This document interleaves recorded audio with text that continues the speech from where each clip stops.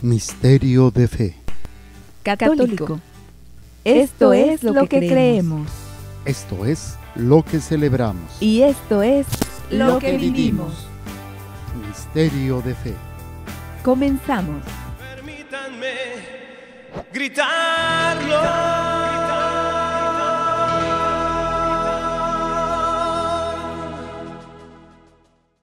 ¿Qué tal, amigos? ¿Cómo están? Sean bienvenidos a su programa Misterio de Fe. Yo soy el Padre Jorge, misionero de Jesús y de María. En este día saludándolos. Dios nos permite estar compartiendo con ustedes y nos permite experimentar este amor. Estamos aprendiendo sobre la Lección Divina, que es la lectura creyente de la Palabra de Dios, bajo la acción del Espíritu Santo para encontrarnos con Él y dejarnos transformar por Él, Y tenemos pasos en la Lección Divina, que es invocación al Espíritu Santo, lectura de la palabra, meditación, oración, contemplación y compromiso. Estamos en el primer paso, invocación al Espíritu Santo, y tenemos lo que es el primer, para que se dé la invocación necesitamos fe y apertura. Necesitamos pureza de corazón, necesitamos desprendimiento y docilidad, necesitamos espíritu de oración, necesitamos conversión continua y comunión con la iglesia. Estamos en el cuarto, espíritu de oración, y para esto nos fuimos al Catecismo de la Iglesia Católica en la cuarta parte. Estamos en la primera sección de la cuarta parte, que es lo que hemos visto de esta oración, de este capítulo, de esta cuarta parte. Hemos visto sobre la oración cristiana, cómo Dios, el primer capítulo fue la revelación de la oración, segundo fue la tradición de la oración y el tercero, la vida de oración. Y en este tercer capítulo vimos las expresiones de la oración y luego estábamos viendo el combate en la oración. Vimos los obstáculos para la oración, vimos la humilde vigilancia de la oración, vimos la confianza filial, perseverar en el amor, y estamos en la última parte, que es la oración de la hora de Jesús. Y para esto, pues estábamos en el número 2746, y en el número 2746 nos hace referencia en eso cuando dice: cuando ha llegado su hora, Jesús ora al Padre. Y nos manda confrontar el capítulo 17 de San Juan. Y nos fuimos al capítulo 17 de San Juan. Todo el capítulo 17 lo hemos leído. Nada más estamos analizando versículo por versículo, ya que hay una gran enseñanza, un gran aspecto de crecimiento en la oración. Y bueno, entonces les voy a leer otra vez todo el capítulo 17 y terminamos el versículo 17. Y hablábamos sobre santificación, la santidad, en qué consiste la santificación. Nos vimos a las notas al pie de página, que estuvimos para arriba y para abajo, yéndonos para diferentes aspectos. Bueno, y dijimos, ya terminamos y nos vamos a empezar el versículo 18. Pero antes quiero leerles todo el capítulo 17. Dice así, la oración de Jesús. Así habló Jesús. Y alzando los ojos al cielo dijo: Padre, ha llegado la hora, glorifica a tu Hijo, para que tu Hijo te glorifique a ti, y que según el poder que le has dado sobre toda carne, dé también vida eterna a todos los que tú le has dado. Esta es la vida eterna, que te conozcan a ti, el único Dios verdadero, y al que tú has enviado, Jesucristo. Yo te he glorificado en la tierra, llevando a cabo la obra que me encomendaste realizar.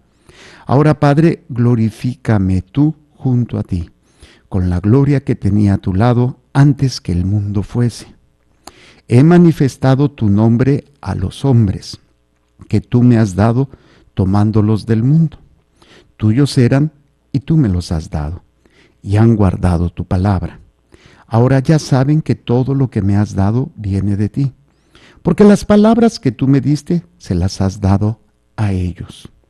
Y ellos las han aceptado y han reconocido verdaderamente que vengo de ti, y han creído que tú me has enviado.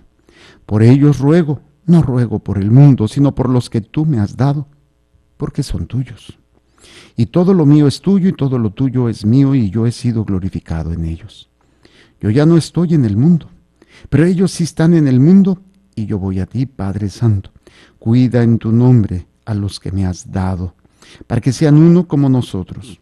Cuando estaba yo con ellos, yo cuidaba en tu nombre a los que me habías dado. He velado por ellos y ninguno se ha perdido, salvo el hijo de la perdición, para que se cumpliese la Escritura. Pero ahora voy a ti y digo estas cosas en el mundo para que tengan en sí mismos mi alegría colmada. Yo les he dado tu palabra, y el mundo los ha odiado porque no son del mundo como yo no soy del mundo. No te pido que los retires del mundo, sino que los guardes del maligno. Ellos no son del mundo como yo no soy del mundo. Santifícalos en la verdad. Tu palabra es verdad. Como tú me has enviado al mundo, yo también los he enviado al mundo. Y por ellos me santifico a mí mismo, para que también sean santificados en la verdad. No ruego solo por esto, sino también por aquellos que por medio de su palabra creerán en mí, para que todos sean uno, como tú, Padre, en mí y yo en ti, que ellos también sean uno en nosotros, para que el mundo crea que tú me has enviado.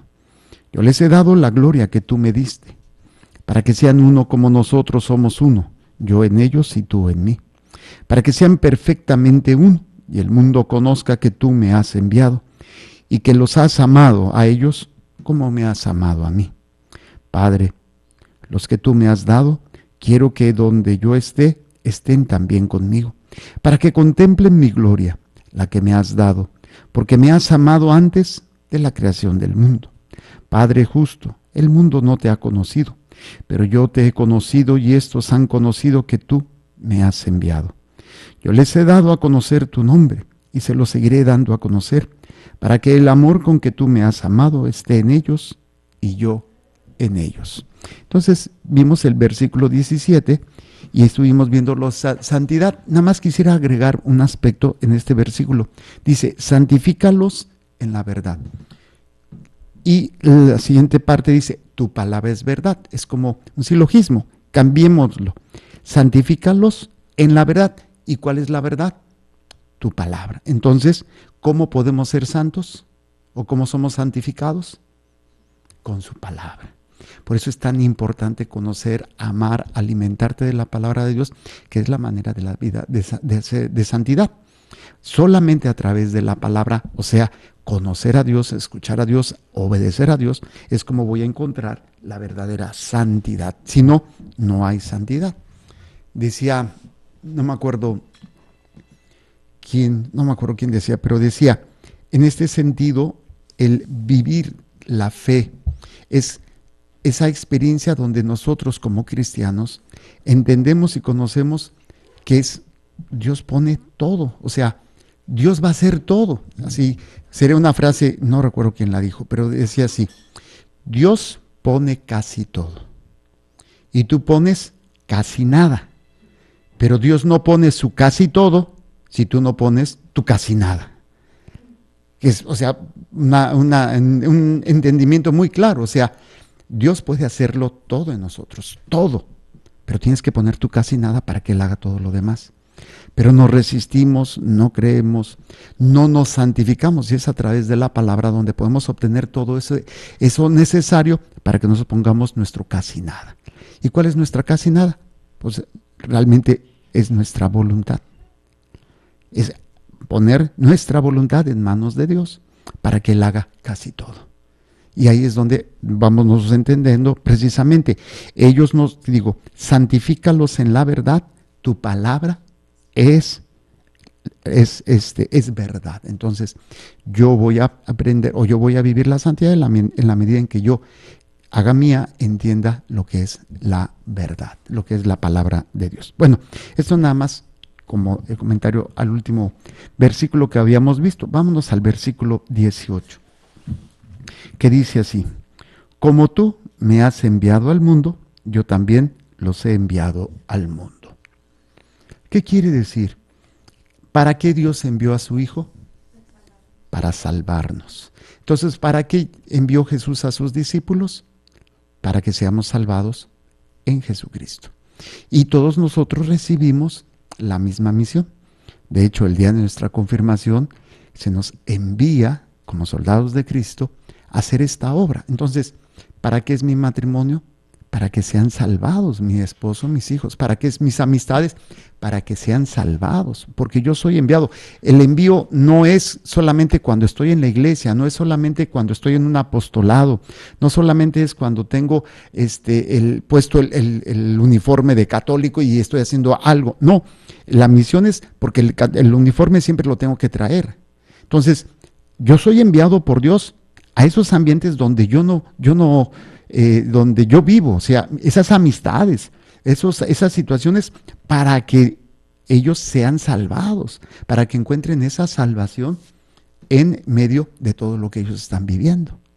Pero si no entendemos esto, pues va a resultar todo lo contrario. Resulta ser que nosotros somos jalados por el mundo y en lugar de ser enviados por Dios, ya pues más bien parecemos enviados de Satanás, porque no estamos entendiendo la misión que Dios te ha encomendado.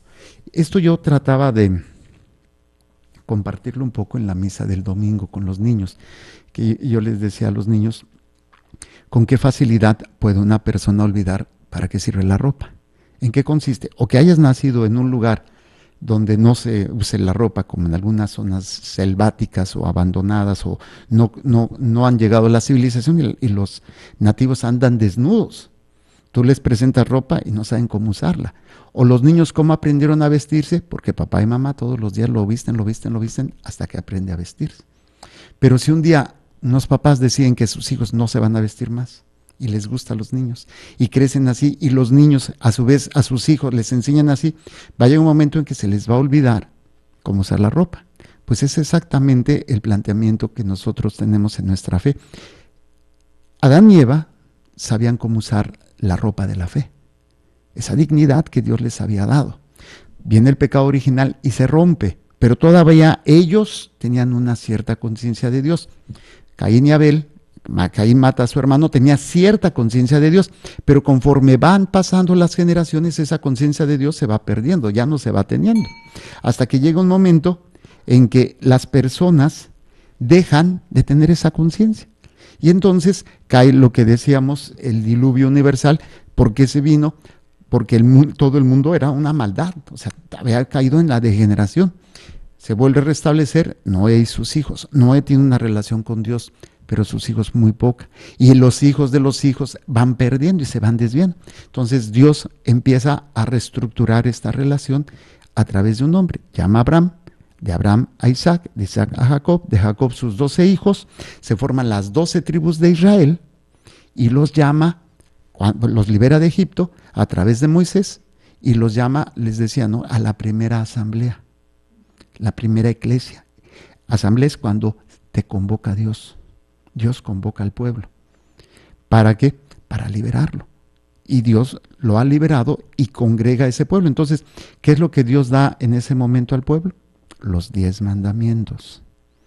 ¿Qué son los 10 mandamientos? La reestructuración de cómo usar la ropa, la dignidad que yo tengo como hijo de Dios. Y lo tenemos en el ejemplo del hijo pródigo. Cuando el hijo pródigo se va de la casa, termina en condiciones deplorables, queriendo alimentarse comida de puercos, regresa a casa y lo primero que hace el papá, le quita las ropas que tenía, que eran harapientas, mugrosas, y le da un vestido nuevo, un anillo nuevo y sandalias nuevas. La dignidad que tenía. O sea, esa relación que tenemos con Dios es esa dignidad que tenemos y que desgraciadamente nosotros no entendemos. Y entonces al ir al mundo perdemos esta dignidad. Se nos olvida que somos enviados, pero con la dignidad de hijos de Dios, para lo que Jesús vino a hacer, que es salvarnos. Nosotros no los salvamos, pero en nombre de Jesús les hablamos y les enseñamos esta salvación, esta relación que tenemos con Dios. Pero para esto, también les explicaba a los niños, claro, con términos y con juegos, me puse los calzones en la cabeza y bien locochón, ¿no? Yo digo, hay cosas que hago, después dije, ay, Dios mío, qué bueno que no se pudo grabar. ¿Cómo lo va a hacer Dios? Bueno, el problema es cuando incluso la misma religión no se entiende esto, y es cuando Jesús en el templo, destruyan este templo y yo lo reconstruiré. O sea, destruyan todo lo que ustedes han hecho. Dios dice, yo no lo voy a destruir, tú lo tienes que destruir. Esa es la parte tuya, yo voy a reconstruir lo que tú no. Y es esa relación de Dios con nosotros, que es precisamente, voy a quitar mis ídolos, mis altares, que yo he hecho a lo mejor al placer, al dinero, al dolor, al sufrimiento, a una persona o al trabajo, y tienes que destruirlo, y yo en 3 días lo reconstruyo. O sea, el proceso de la Pascua, el proceso del Tríodo Pascual, ¿no? Que es jueves, viernes y sábado santo, la reconstrucción de nuestro ser. Y todo este tiempo de Cuaresma es destruir esos templos, pero solamente si entendemos lo que dice este texto, ¿no? Como tú me has enviado al mundo, yo también los he enviado.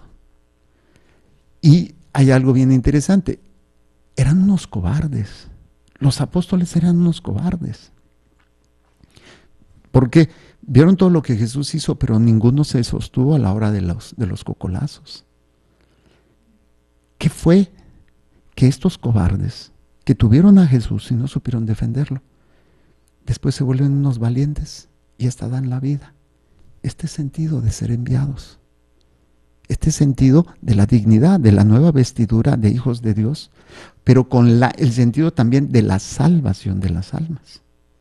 Por eso son enviados. El problema es cuando uno no es enviado por Dios y hace las cosas en nombre de Dios, pero no tiene esta conciencia, no tiene esta finalidad verdadera de la salvación de las almas, pues obviamente no es igual y no funciona, que es lo que muchas veces sucede con aquellos que dizque están trabajando para Dios, pero no han sido enviados. El ser enviado no quiere decir que te diga Dios, vete, ándale, yo te envío, sino tiene que ser el sentido de esa unión con Dios y el sentido de el deseo de ganar almas. Y entonces ya eres enviado por Dios. Claro, tiene que haber un sentido también humano, temporal, la imposición de manos, el que la autoridad te envíe, todos los aspectos humanos que se dan. Por ejemplo, cuando yo voy de una misión o algo, pues siempre es porque me envía el superior, ¿sí? Pero si yo me voy por mi cuenta, pues ya no es lo mismo. En el caso de la vida consagrada, ¿no? Ya en el caso de ustedes, pues el director espiritual o el párroco, la autoridad, dice, bueno, pues, te pido que seas catequista, Elisa, entonces ya te conseguí, ¿cómo se llama? Asistenta, ¿sí? Para el próximo sábado ya tienes asistente de catecismo. Entonces, es ese envío, que es el que nosotros tenemos que hacer conciencia. Entonces, yo soy enviado por Dios a todos los ámbitos de mi vida, para que a través de mí y de lo que yo vivo en Dios, otros sean salvados. Ese es el sentido. Así como tú me has enviado al mundo, yo también los envío al mundo. Entonces, siéntete enviado por Dios. Pero primero tienes que tener esa dignidad, esa conciencia, lo que decía el versículo anterior, la santificación en la palabra de Dios. Ok, ¿no preguntas? ¿Sí está claro? Vamos al versículo 19. Dice, y por ellos me santifico a mí mismo, para que ellos también sean santificados en la verdad. O sea, ¿cómo Jesús se santificó a sí mismo? Obviamente está hablando como persona. La única manera de hacer es haciendo la voluntad del Padre, o sea, la palabra de Dios. Y es precisamente en la obediencia a la voluntad de Dios como nos santificamos. La santidad no es otra cosa más que la obediencia a Dios. Muchos piensan que la santidad es como hacer milagros, levitar. Eso puede ser consecuencia, pero esa no es la santidad. La santidad es vivir en la divina voluntad, o sea, buscar, querer y hacer la divina voluntad. Esa es la vida de santidad. Entonces Jesús viene, se santifica haciendo, buscando, haciendo y queriendo la voluntad de Dios a tal grado que Él va a dar su vida por hacer la voluntad de Dios. Él va a dar su vida y Él se santifica. Y ahí es donde veíamos todos los elementos, si ustedes se acuerdan sobre santidad, significa separar para. ¿Sí? ¿Se acuerdan que lo veíamos en el programa anterior? ¿Sí? Dice, el verbo significa literalmente separar para Dios, dedicar a Dios, ¿sí? En el sentido original. Y nos hemos ido a Hebreos 9:13, ¿sí? Sobre cómo vamos a separar, cómo vamos a hacer algo que sea sagrado, pues simplemente lo separamos para Dios, nada más va a ser ocupado para Dios. Entonces, mi matrimonio, mi trabajo, todo va a ser para Dios. Y ahí es donde nos damos cuenta, ¿sí? Que solamente es el sacrificio de Jesús es lo que nos santifica.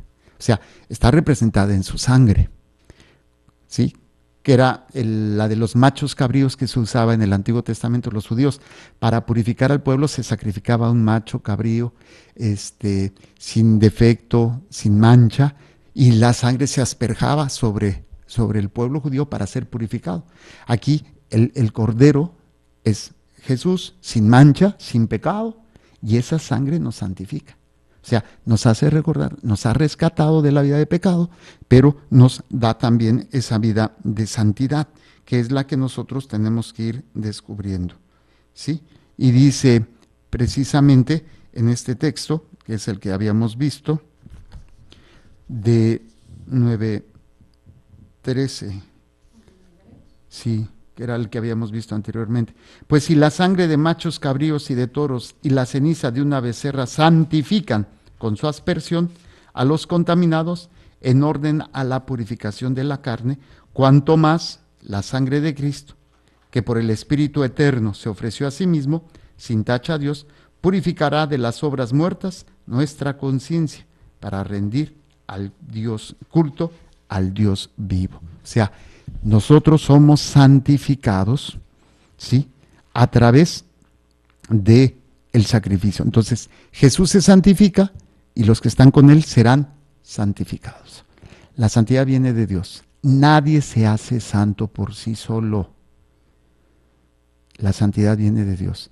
Y si tú haces la voluntad de Dios, haz de cuenta que tú recibes la gracia de Dios. Y esa gracia de Dios te permite vivir en esa vida de santidad.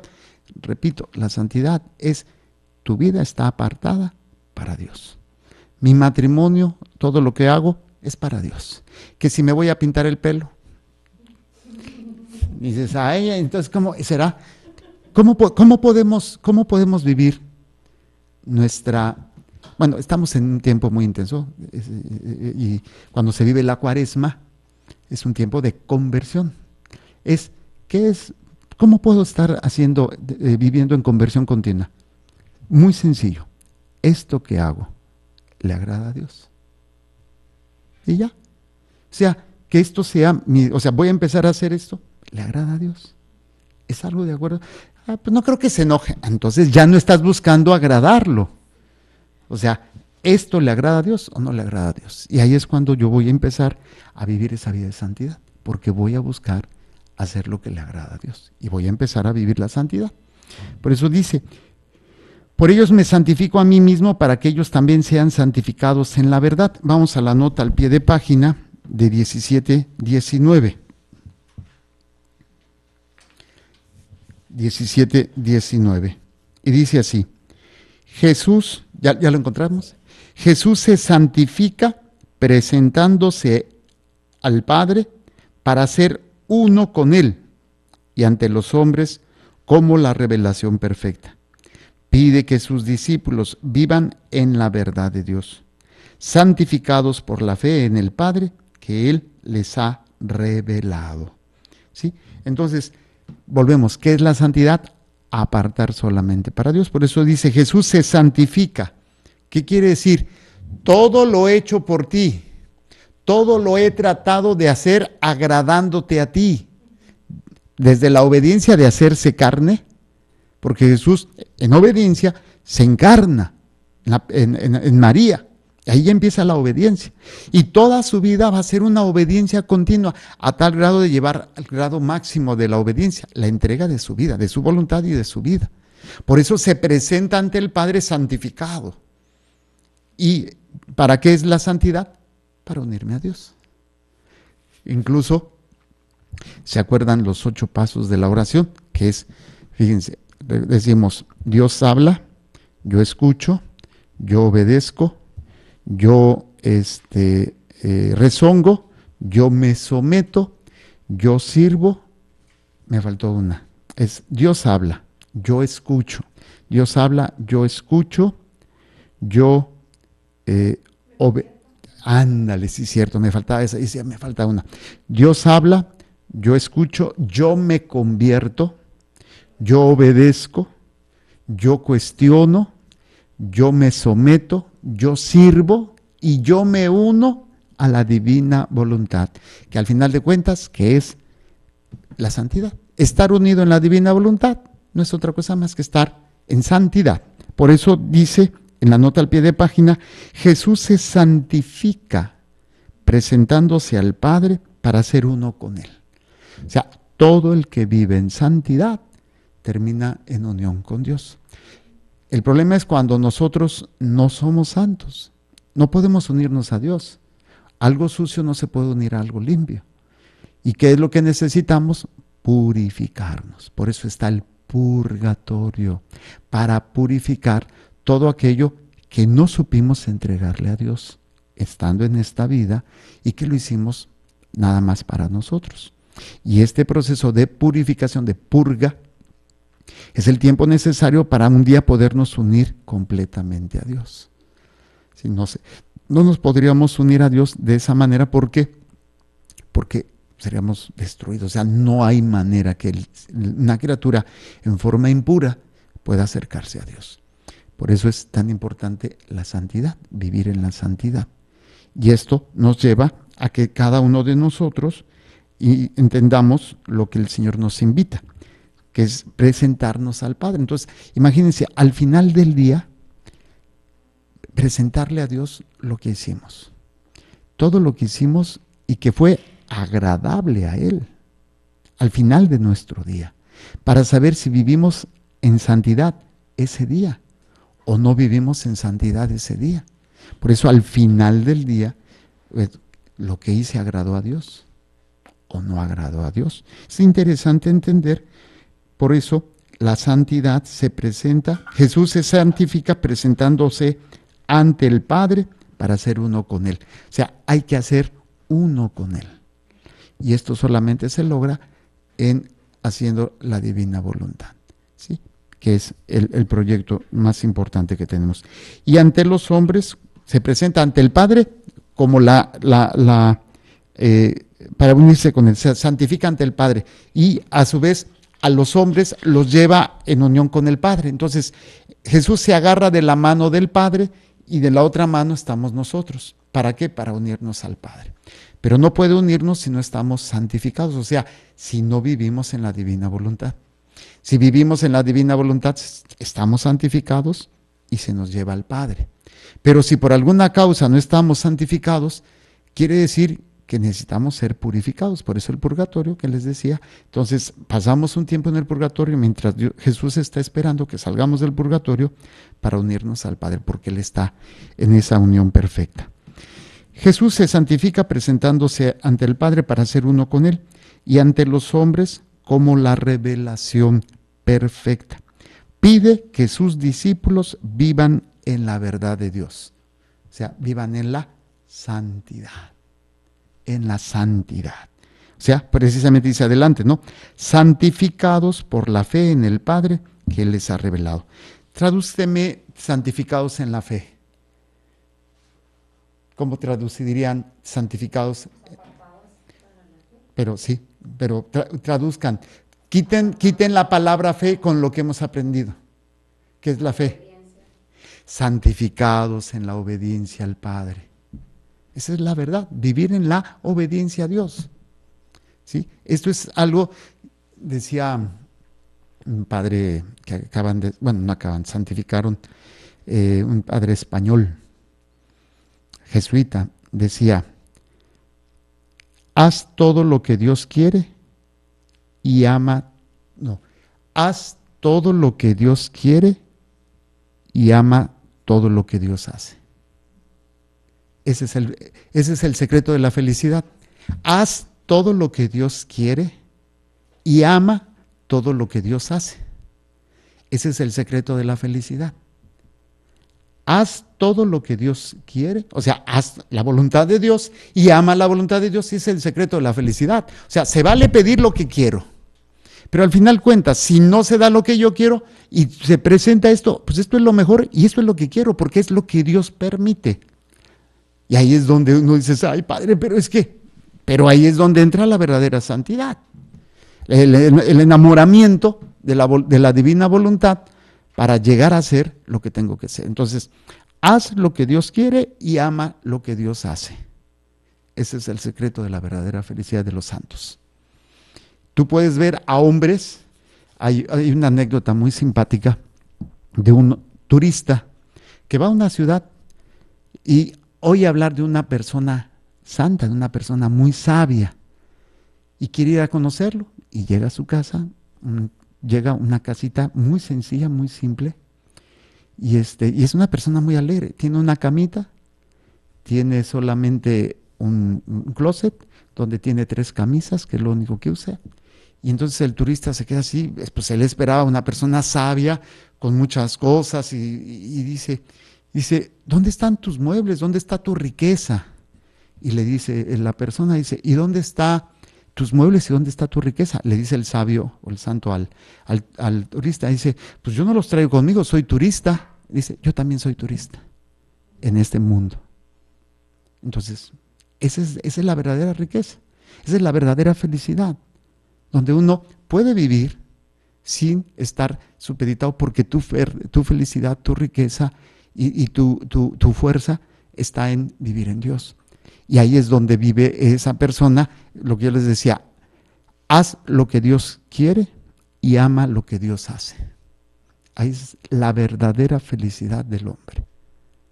Pero mientras estemos, es que yo quiero esto, es que ¿por qué no se hace? Es que, pues es el niño berrinchudo. Es el niño berrinchudo que va a hacer lo que él quiere y hasta... ¿Cuál es el problema de hacer lo que yo quiero? El vacío con el que te quedas. El vacío. A mí me tocó conocer a personas muy inteligentes, científicos, que negaban la existencia de Dios. Hay uno que, no me acuerdo su nombre, que incluso usó una campaña publicitaria en diferentes países del mundo de que Dios no existía. Y él era, porque es un gran científico y todo, pero al final de su existencia tenía un gran vacío. ¿Dónde estuvo todo ese conocimiento? ¿Dónde estuvo todo eso? En un vacío, lo dejó vacío completamente. Y eso es lo que sucede a muchos de nosotros si no entendemos precisamente esa grandeza, ¿no? Esa grandeza, esa riqueza de la divina voluntad. Ya les había compartido, ¿no? Yo sin saber, cuando hice mi noviciado, antiguamente, en los noviciados, se cambiaba uno el nombre, o se ponía algo, no sé, te agregabas un calificativo. Y en mi noviciado ya no se puede hacer porque legalmente ya la iglesia está reconocida desde 1992 por el presidente Salinas. La iglesia tiene un reconocimiento, entonces cuestiones legales. Antiguamente, antes del 92, los padrecitos legalmente no existían, porque no tenían documentos, no tenían nada. Bueno, el caso es que ya no se hace, pero me acuerdo que en el noviciado, don Leo Caracheo, quien nos dirigía un poquito, nos dice, escojan un nombre. Y a mí se me hizo muy fácil. Me puse Fray Jorge de la Divina Voluntad. No sabía ni en la que me metía. Pero es hermoso porque es precisamente, voy a ir creciendo y voy descubriendo cómo Dios me va llevando a descubrir, a enamorarme cada vez más de la divina voluntad. Quiero hacerla y me cuesta mucho. ¿Por qué? Porque no siempre amo lo que Dios hace.